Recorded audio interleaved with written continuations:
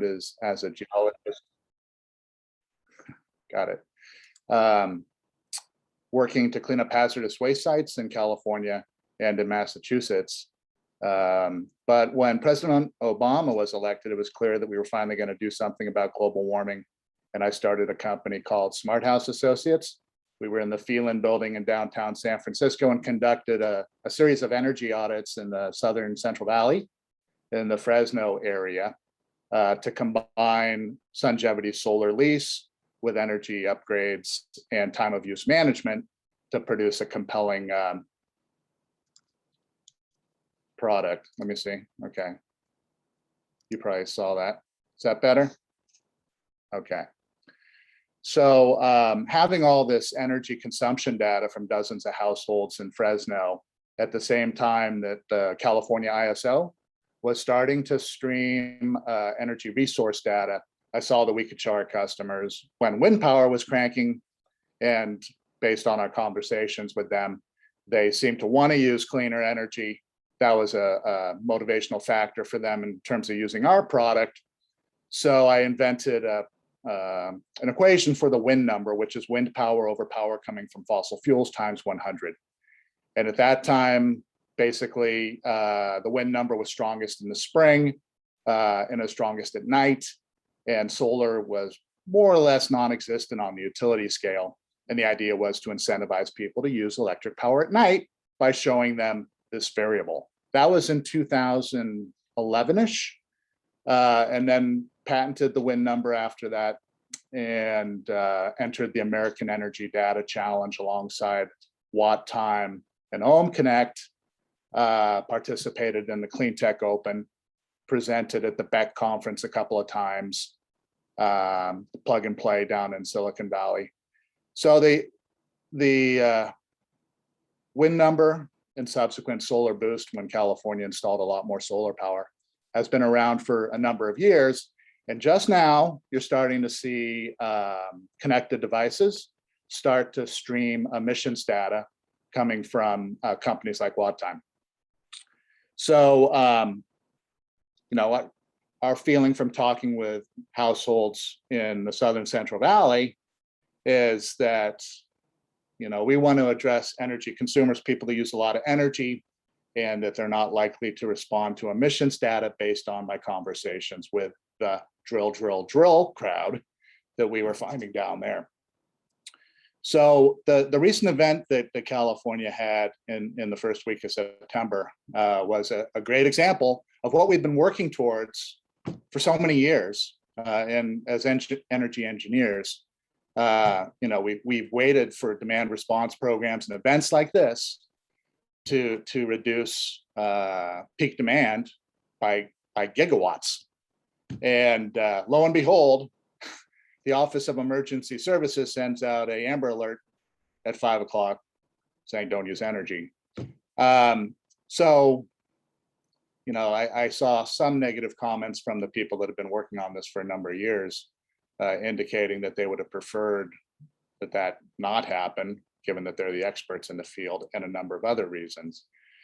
And I know from my connections, I grew up in Santa Fe, California, and, you know, social media, what it is, I'm connected to everybody in Marin County, California. And this is like, people are like, what's going on? So that was a shocking event for people. Excuse the electricity pun there.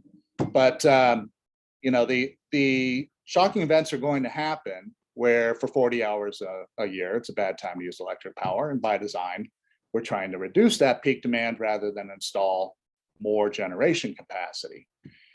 But to counteract that negative messaging, I believe that the right approach is to show people that the energy provider is meeting their daily or weekly energy needs by showing them when energy is cleaner and how to use it.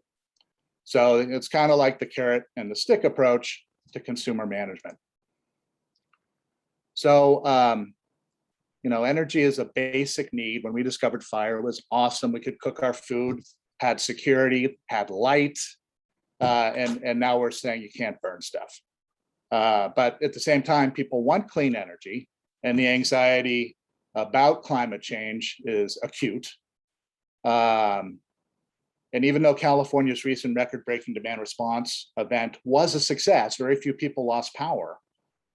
Consumers see that message and they think the supply of energy is broken, but it's by design that demand response events are going to continue as part of what energy consumers are going to see. So the California Energy Commission has adopted the recent standards, which I suppose everybody here has seen, where they're heading towards the MIDAS system and real-time pricing.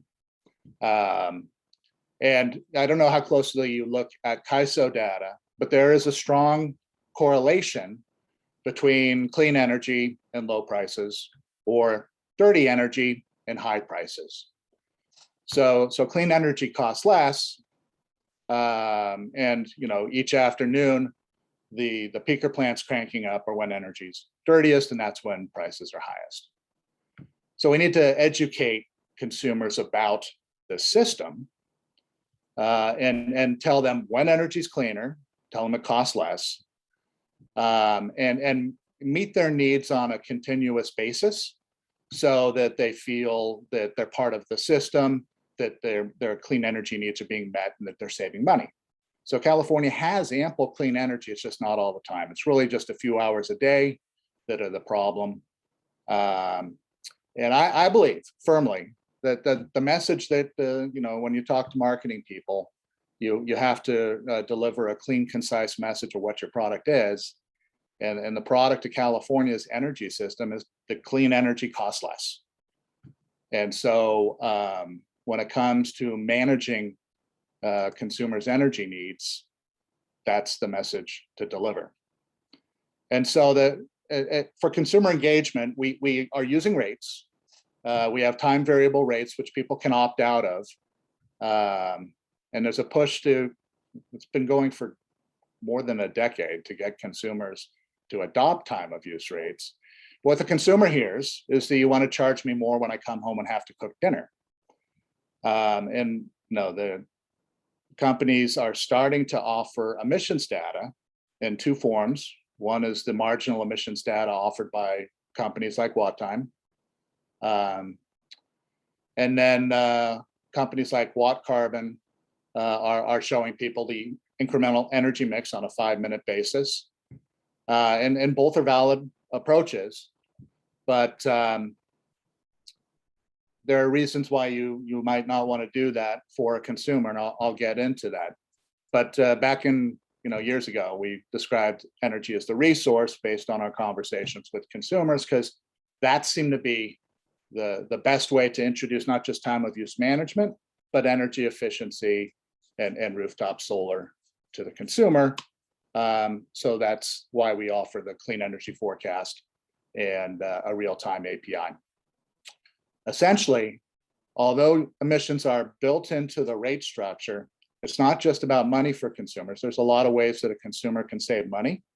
They can clip coupons, shop around for gas. Consumers have very sophisticated methods of saving money. And if you're really engaged with your time of use rate tariff, you might save 5% on your bill. There's just not a lot of money involved with it. So in terms of engaging the consumer, we have to offer this value: clean energy costs less. And the question is, who's going to be the energy brand that brands the energy supply to the consumer? And the utility and the CCAs fall in similar camps.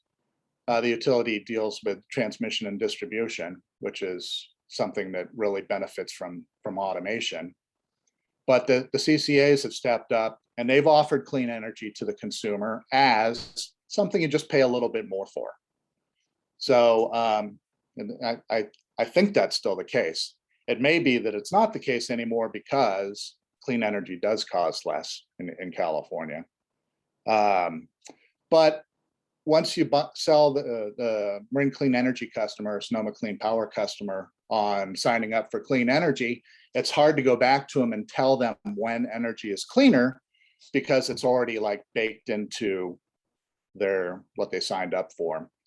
So it could go back to the utility, but it falls back to the energy manager, companies like Sunrun, that are installing batteries with their solar systems, or Tesla that has automation associated with their vehicle charging. And then there's Ohm Connect that has built up a huge loyal following to pay people to not use energy during certain peak events where the demand can be monetized.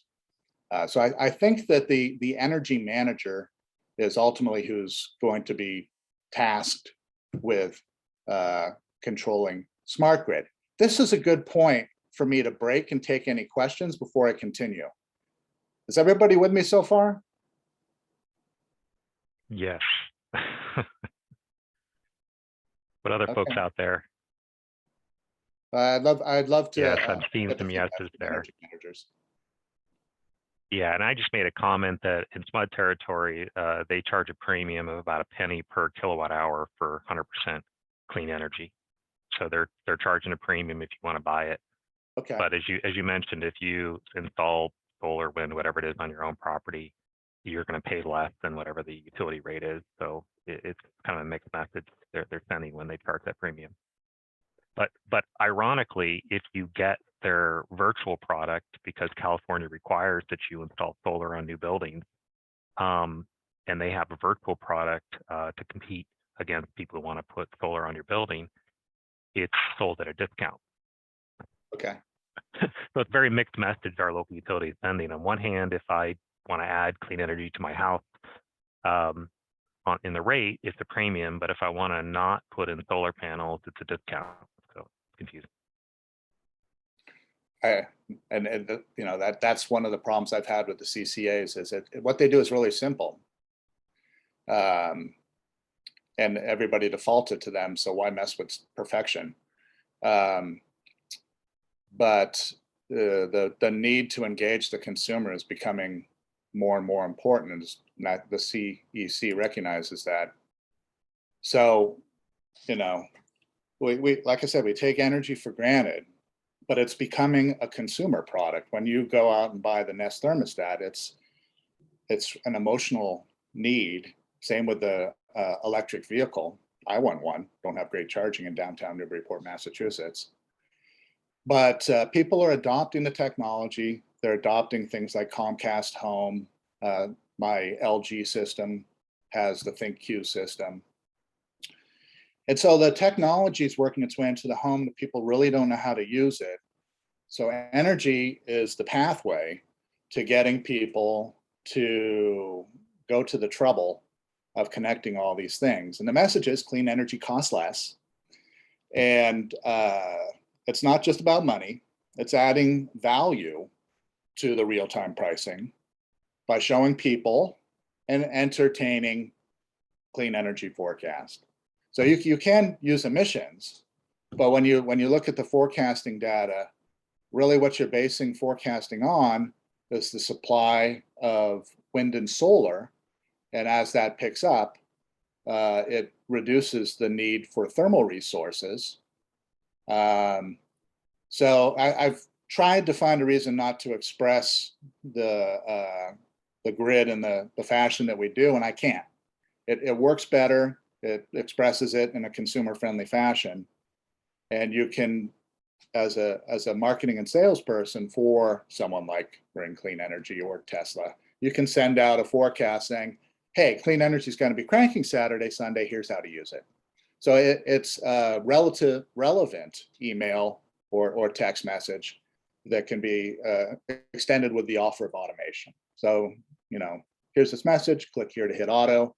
And that's how you get the consumer to automate their appliances. It's not so much about money. With Ohm Connect, it's really about the money. It's also about the community that you're a part of. That works really well with Ohm Connect. But we need to expand into reaching like 10% of the population instead of less than 1%. And I think this is the way to do it, is to, through a range of media, offer people the clean energy forecast in California, tell people when energy is cleaner and how to use it. The alternative is what's been going on for years, and that's the emergency messaging. It's not just the peak demand message, it's the fire, you know, the emergency shutoffs for wind events. So So I've got a My take question, on the consumer is they're kind of at the end of their rope. and I don't mean to get ahead of your presentation, but do you have partnerships with consumer products that allow this information to be transmitted already? Or is that later in Yeah, your presentation? that's a good question. And I've spoken to most of the companies that you're familiar with, I've spoken with, that having gone through the clean I was tech thinking open. just simply like Nest thermostat. I think you mentioned that, or those flavors of thermostats. Yeah, so right now I think Nest might be using watt times data. And they just introduced Nest Renew. Apple introduced a clean energy charging widget for their phone. So the largest players are approaching the problem from offering clean energy to the consumer, not so much emissions reduction. So we feel we're on the right track, and I've spoken to them. I think that at this stage, the ideal program for Sabreez would be to do a comparison test on a test population, where we introduced emissions data to a population and the clean energy factor to a population, and we could quantify the results.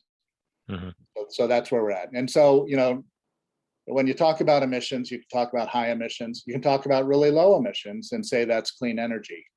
But let's see. Well, I'll get to that. So this is basically what I've been saying is that, when you offer a clean energy forecast and tell people how to use it, it's a simple message that can be introduced as a real-time API. It's like a tachometer for clean energy. Our approach is the clean energy factor, which is over 100 about 1/4 of the time. And when it's over 100, emissions are in the lowest, quarter of where they can be. So you could do a lot worse as a consumer than just using energy when it's over 100. Of course, your discretionary loads are basically your laundry, your dishwasher, your hot water, if it's not already, most hot water heaters are gas in California, and there's a push to get people to use a heat pump water heater. But that'll all be automated. And then charging your car. You have a fair amount of discretion as to when you might charge your car. The worst time you can charge is when you're driving home from work. If people see the clean energy forecast, perhaps they wait till Saturday at 9 to charge for the next 6 hours rather than hit the fast charger on the way home from work Friday evening. And it can be delivered in a entertaining format, but there's also a social component because you can take the user's smart meter data and combine it with the energy generation data and show people, whatever their clean energy factor is for the household. And you can turn it into a normative report like Opower does, and gamify it in some fashion. So that's one of the things that we did in the American Energy Challenge. I was the first entity that I'm aware of to combine energy generation data with energy consumption data to turn it into a report.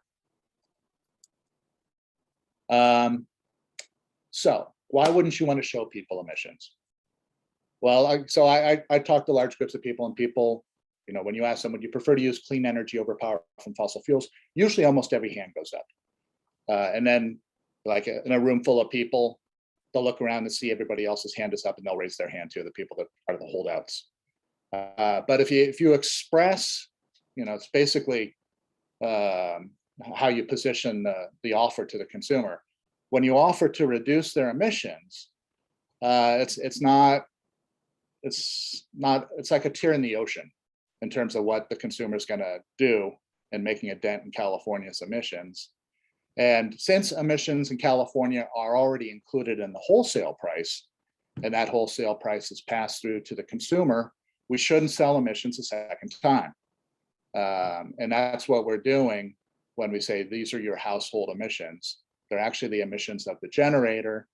And with ESG, you're going to see producers offsetting their energy impact and environmental impact, and it's not the problem of the consumer, not like consumers are falling hand over fist to deal with the problem anyway. But the clean energy factor does offer a safe harbor to stakeholders that wish to show this data and motivate their customers to load shift based on using cleaner energy. So that's the approach we're using with the large companies that are currently using emissions data. So ultimately, the message can look like this. And as consumers, we need to see these messages a dozen times before we even understand what's going on, similar to most commercials. And, emissions are high on your Friday afternoon commute, but clean energy is going to be cranking tomorrow from 9 to 3. Would you like us to charge your car for you or run the appliances? This allows the energy manager, whether it's an entity like AutoGrid or Tesla or Sunrun, who actually is managing AutoGrid's managing Sunrun system, I believe. But to communicate with the consumer by offering the forecast, it's a format that they're familiar with seeing, and we should be able to show the consumer that we're meeting their needs and have less customer turnover. And then, if you're meeting their needs, they may respond better to the events like we had in the first week of September. All right, so I think I covered all my points. I'd love to hear your thoughts on the topic.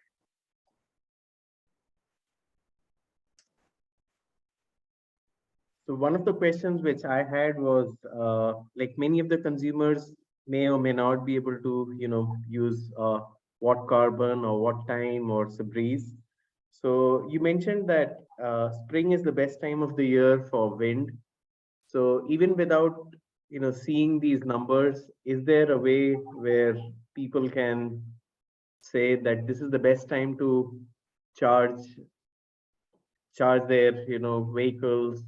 So I know like morning 9 to 3 is the best time, but is there a time of the year which is better and a time of the year which is worse? Yeah. Well, so I mean, as a consumer, if you have discretionary loads like your laundry and your dishwasher and charging your car, the best time is Sunday from 9 to 3. That's statistically correct. Second best time is Saturday from 9 to 3. And it does vary as the days get shorter. It might be like 8, start at 8, might finish at 2. Those are subtle differences. Now, in terms of engaging the consumer, you could just tell them the same thing every day. Or you can say, hey, here's an unusual event. There's actually a potential to have record-breaking clean energy this Sunday. So it's engaging, it's entertaining, and those opportunities where you're contrasting, a clean event with a dirty event, and the dirty events were like the first week of September. So it's about building a two-way communication with the consumer as much as anything.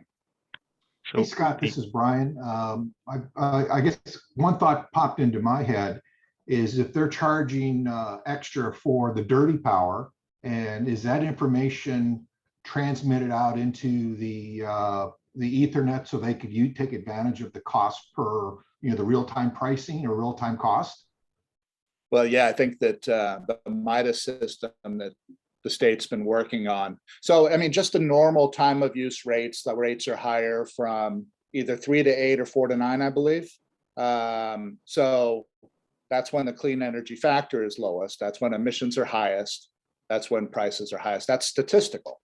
Well, I guess where I'm going with that is there's probably an opportunity for a thermostat manufacturer to have not only a temperature set point, but why not a cost set point? Yeah. Where they can set, I want to pay, 13 cents a kWh. If it gets to 14, I want to possibly shed loads or drop my air conditioning or cycle something off in the house. And I think that's probably the biggest motivator for a commercial consumer is have it automatic, have it done by cost. So if the washing machine is loaded, you may not be able to start it because the thermostat's holding it up because of the cost per unit. Right. That would be where this is all going. And then so the Nest Renew came out, I think, about 8 months ago. And that's what they're doing, what you just described. Got it. So you have to consumerify it, and the Nest Renew customers pay a little bit more, but they save more. And I think that's where this is going in terms of the energy manager products. Is it's going to be introduced as a premium product where they'll save you money under the rate tariff. Midas really helps because it's a real-time rate tariff. But that they have been doing that, and the thermostats can actually look at the real-time market, and they can see the signal go out that a peaker plant's going to turn on because there's a jump in the wholesale price, and they can turn off your thermostat for that 5-minute interval, and maybe it's going to be 20 minutes. So they have the ability to do that. I don't know that they are, though.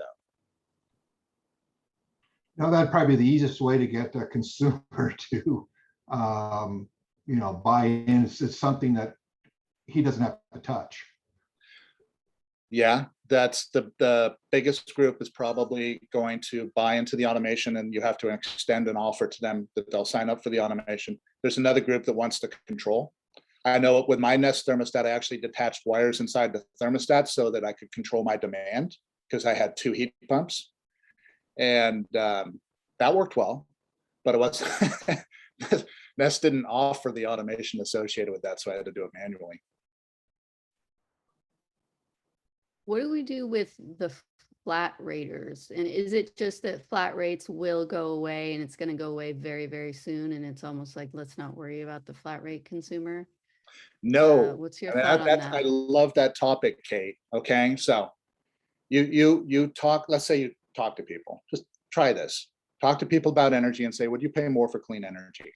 A lot of people will say yes. And so you tell people that clean energy costs less. It doesn't even compute. Right? It's like, why would clean energy cost less? I've been watching conservative media and they tell me I can't afford this.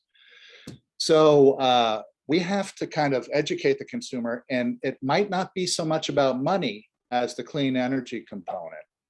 If you're providing this valuable service where you show the consumer a report each month saying that our automation is helping you use clean energy, that's just getting people to pay for that. So that's where we're at. Maybe, so it is cheaper. It does save money on the system-wide cost to use clean energy. The question is, who gets the money? Is it the manager or is it the consumer? Thanks. Hey, Scott, to follow up on that, thank you for this presentation. But I'm a graduate student at UC Davis, and several months ago, I worked on and presented a white paper on demand response in both California and the PJM territory with another graduate student at UC Davis, Rachel Field. And we were looking at kind of the mechanisms of demand response in both regions, and then pretty basic recommendations on how to improve DR in general. And we came across the education piece too as one of the main drivers in increasing awareness and also participation and response to these grid messaging events. And to kind of follow up on Kate's question about her question and then your response about education is, who do you think the, I guess, responsibility of educating the customers falls on? Because if you have your utilities and then kind of like the overarching like CAISO entity that is sending out these grid messaging events, and then you have these different private company products that you want consumers to buy and kind of enroll in, I guess my question is more, who do you think the responsibility of educating the customers falls on? I have thought about that question so much over the last 10 years. And I used to think it was the utility, because people hate the utility, but they trust them. And PG&E sends out messages, don't trust these people, when the solar salesman comes to town. And it's just been in the last year or two that it's been the companies like LG, companies like Nest, company or Google and companies that manage the vehicle charging that really want to have that two-way communication with the customer. And so they can offer services to the customer. They can develop a relationship to build trust with the customer. They can lower the customer's bill and they can provide them with clean energy better than a utility. The CCA could do it, but they have the cross messaging issue where it's much easier for them just to sell the clean energy to penny surplus and then save money when they buy the clean energy. So I think it's going to be, this new entity that's coming into being over the last year or two, where we're connecting up houses and managing their energy supply. Okay, thank you. So, question about your API. This is I guess a real-time number. It's kind of a projected real-time number for Right. the amount of clean energies. So it's using some forecast data, but it's intended to be essentially a real-time value at that moment. Yeah, if you look at our website, you can see the real time. It's CAISO data, and CAISO updates their data every 5 minutes. CAISO is exceptional in that they provide so much data. Texas does the same thing, not quite as sophisticated as California. So ERCOT, the system works, and I adapted it for PJM. And so you can also generate a forecast, like a 24-hour forecast or potentially a 7-day forecast of what the value should be also? Yeah, correct. The OASIS system is what CAISO calls their real-time data system. And it's fascinating. You can download, if you're not into computers, and I'm not, I'm a geologist, but you can download all the data into a spreadsheet format. And that's what I process for our week ahead forecast. So they do hourly forecasts for wind, solar, and demand. And so using that data, we come up with a 7-day forecast. And if there's a high eccentricity to the clean energy factor that doesn't really show up in emissions data. So you can see the best days from this 7-day forecast based on the amplitude of the graph over 7 days. And I'd be happy to show that to you. And if you don't contact me, then connect with me on LinkedIn, because I am constantly publishing the week ahead forecast on LinkedIn. Well, I'm trying to understand then, like from a commercial standpoint, I deal with a large hospital campus over here in Sacramento. Like if we were to integrate this data and work with our vendors, like how they could integrate that into the operation. So it's seamless as far as doing what we want to do at the end of the day. Well, so, the API, like I said, when the website gets done, it's going to be automatically updating daily. The weekly forecast updates on CAISO at noon Eastern each day. So each day at noon, there would be a new week ahead forecast. At that point, it can be retrieved by anybody. It's public information on our will be public information on our website, and they can share it and they can make it entertaining, and they can target it towards their group. Now, hospitals are a completely different group than a consumer. Correct. That's home. But even at a consumer level, if I knew that, let's say tomorrow was going to have a certain profile where the energy was cleanest, that my heat pump water heater, my air conditioner, my laundry, my dishwasher, whatever it is, all those devices could go into a mode that would optimally have them use that energy during that cleanest time, right? And then in turn, the vendors of those systems need to start creating algorithms that will react with that input.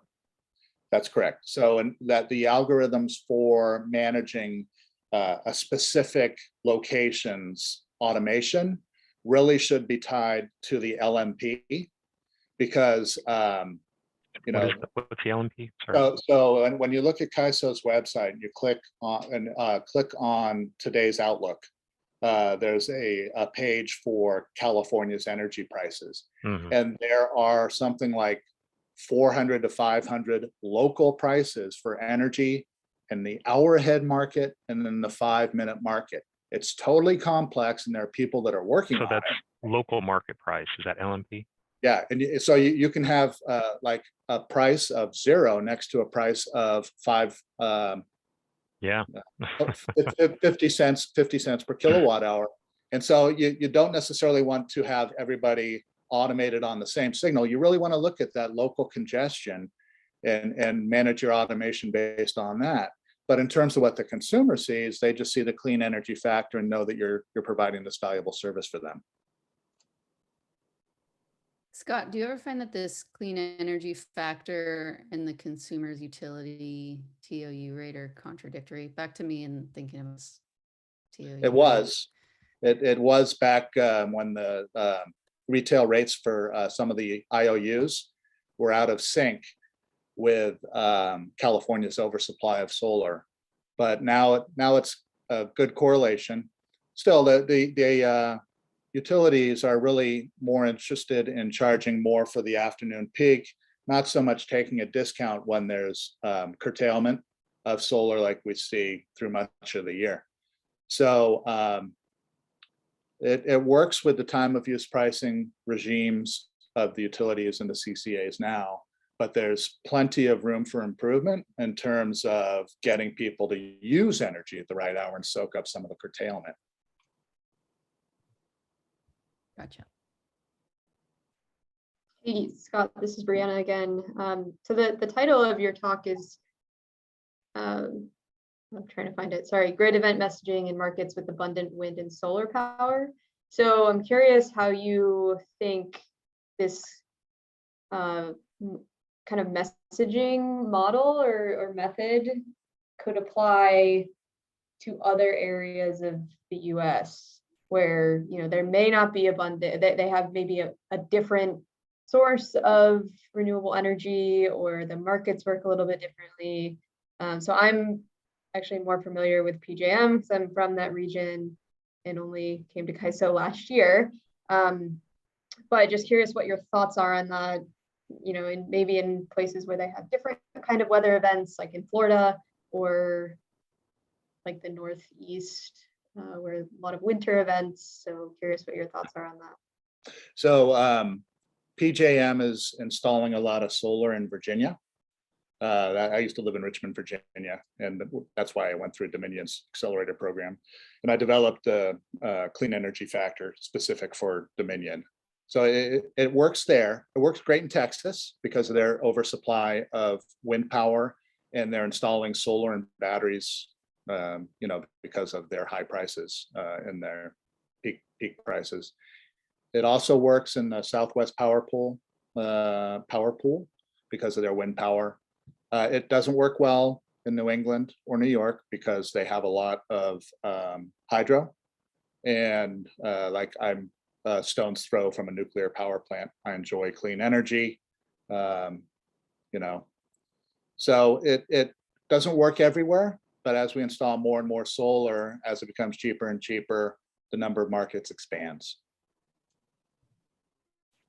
Interesting. Okay, thanks.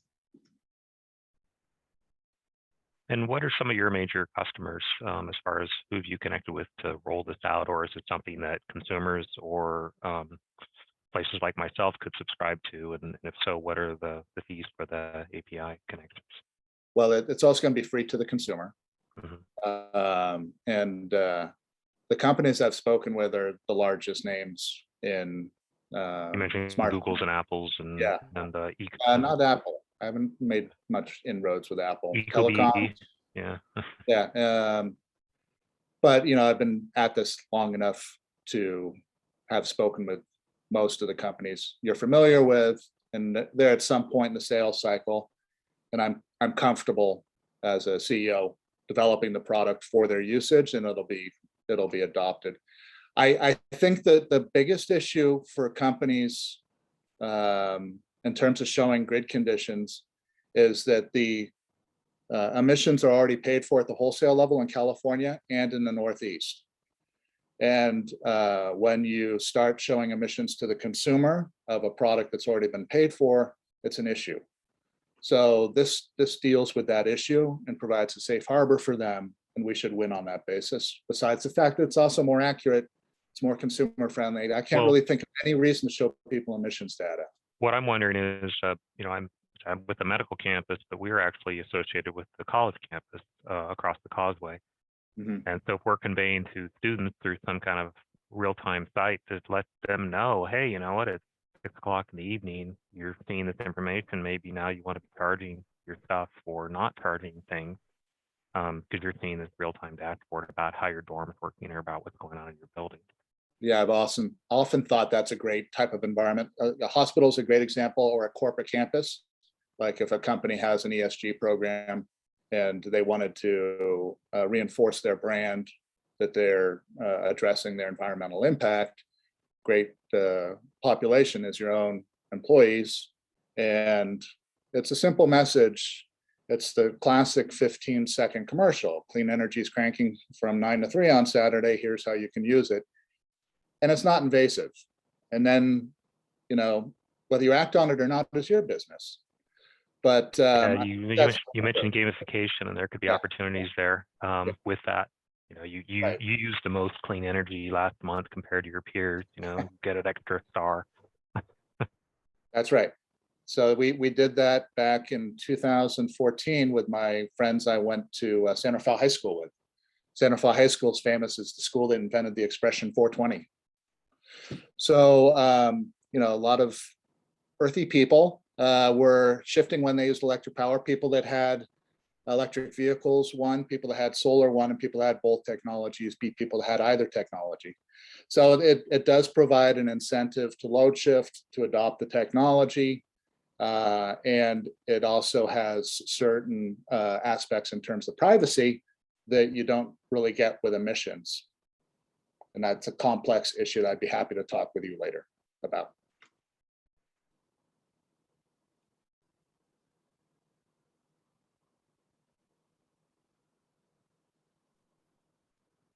Right. Other questions from the audience?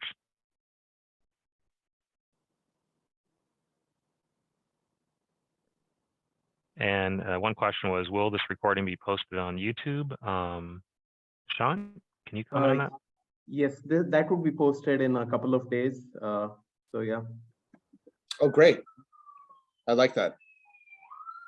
great. So I guess like if you don't have any questions, like we'll all join our hands and say thank you. No, thanks Scott for a wonderful presentation, and it's been very useful. And you know, this is a new way. I think like this is going to be competing with the battery storage. So thanks for what you're doing, and thanks for presenting today. Well, thank you for having me. It's been a real pleasure. Awesome. Yeah, this is awesome. It's great to learn these new things. Thanks, Daniel. Wonderful. All right. Have a good one, everyone. Take care. Bye.